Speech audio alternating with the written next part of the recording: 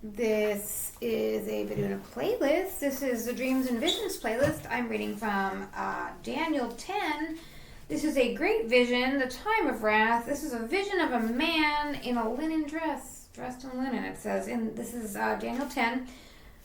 In the third year of Cyrus, king of Persia, a revelation was made to Daniel, known as Belteshazzar, a true revelation of a great conflict. He grasped the meaning of the revelation. What it meant was disclosed to him in this vision. At that time, I, Daniel, was doing a 3-week penance. I ate no rich food, touched no meat, no wine. I did not anoint myself until 3 weeks were over. And on the 24th day of the first month, I stood on the bank of the great river Tigris, and I raised my eyes to look about me, and this is what I saw. A man dressed in linen with a girdle, pure gold around his waist. His body was like beryl, his face shone like lightning, his eyes were like fiery torches. His arms and his legs had the gleam of burnished bronze, and the sound of his voice was like the noise of a crowd. I, Daniel, alone saw this apparition, and the men who were with me did not see the apparition. But so great a trembling overtook them that they fled to hide, and I was left alone gazing at this great apparition. I was powerless, my appearance altered out of recognition, what strength I had deserted me. I heard him speak, the apparition. At the sound of his voice I fell unconscious to the ground. I felt a hand touching me.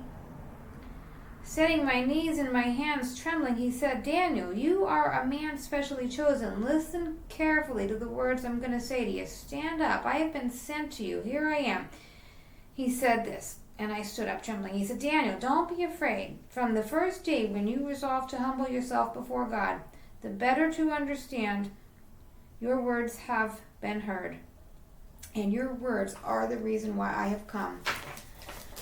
The prince of the king of Persia has been resisting me for 21 days, but Michael, one of the leading princes, came to my assistance, and I have left him confronting the kings of Persia, and have come to tell you what will happen to your people in the days to come. For here is a new vision of those days. When he had said these things to me, I prostrated myself on the ground without a word. Then someone, like the Son of Man, came and touched my lips.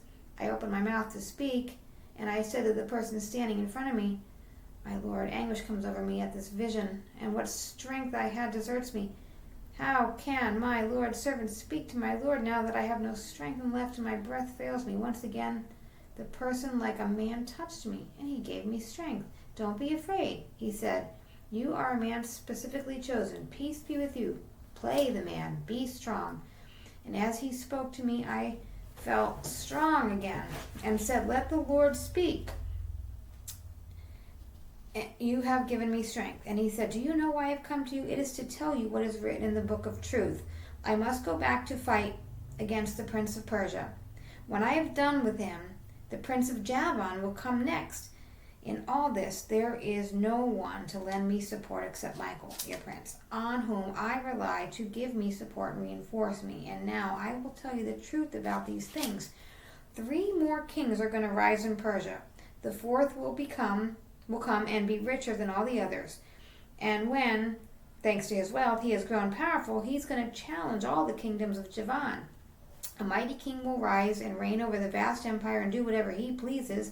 But once he comes to power, his empire is going to be broken up, parceled out over the 4 winds of heaven. Though not to his descendants, it will not be ruled as he ruled it, for his sovereignty is going to be uprooted and passed on to others than his own. The king of the south will grow powerful, but one of his princes will grow more powerful still, with an empire greater than that of the former.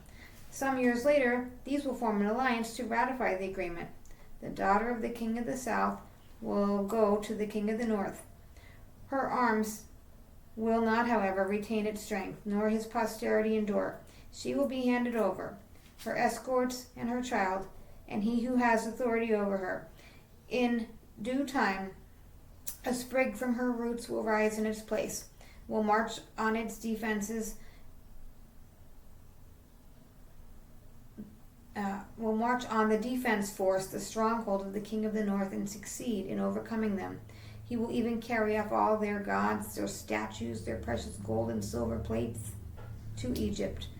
For some years he will leave the king of the north in peace, but the latter will invade the kingdom of the south, then retire to his own country. His sons will be next on the march, mustering a host of powerful forces, and he will advance, deploy, break through, and march on his stronghold again. The king of the south will fly into a rage and set out to give battle to the king of the north, who will have an immense army on his side, and this army will be delivered into his hands, and the army will be annihilated.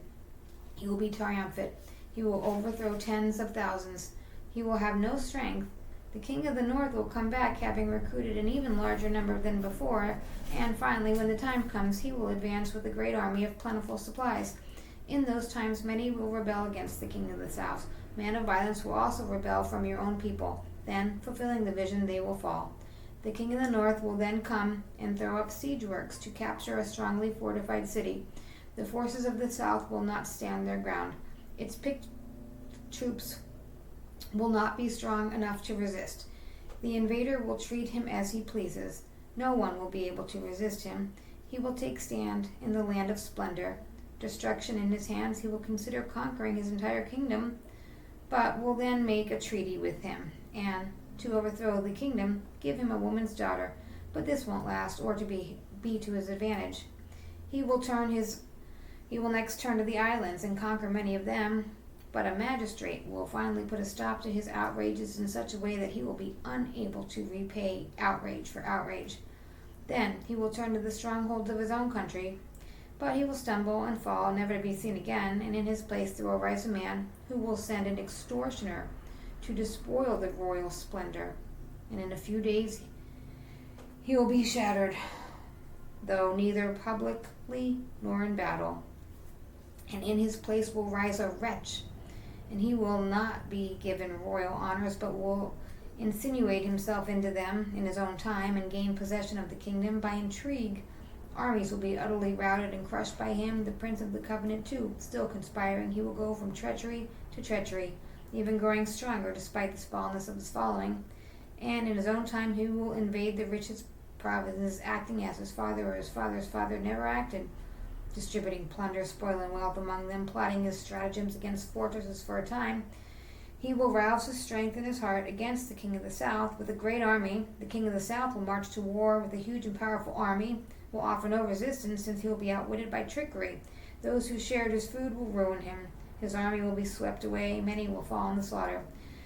Two kings seated at one table, hearts bent on evil, will tell their lies, but they will not have their way, for the appointed time is still to come. He will return greatly enriched to his own country, his heart set against the Holy Covenant.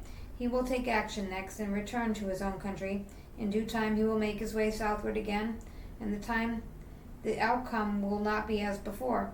The ships of Kittim will oppose him, and he will be worsened. He will retire and take furious action against the Holy Covenant, and as before will favor those who forsake the Holy Covenant. Forces of his will come and profane the sanctuary citadel. They will abolish the perpetual sacrifice and install disastrous abominations there.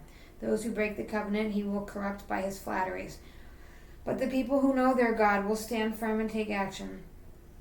Those of the people who are learned will instruct many for some days. However, there will be brought down by sword and flame and captivity and plundering, and thus brought down little help will they receive, though many will be plotting on their side.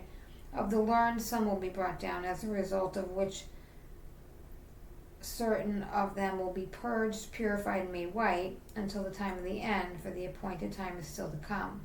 The king will do as he pleases, growing more and more arrogant, considering himself greater than the gods. He will utter incredible blasphemies against the God of gods, and will thrive out until the wrath reaches a bursting point. For what has been decreed will certainly be fulfilled. Heedless of the father's gods, heedless of the one whom women love, heedless of any god whatever, he will consider himself greater than them all. Instead of them, he will honor the god of fortress, and will honor the God unknown to his ancestors with gold, silver, precious stones, and valuable presents. He will use the people of an alien God. Hello? Hello, this is Congressman Rob Bresnahan Jr. at 202-225-5546. I was calling to invite you to join a live telephone town hall I'm holding right now.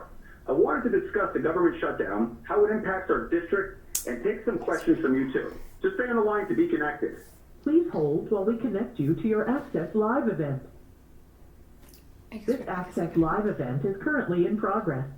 Please note that this call may be monitored.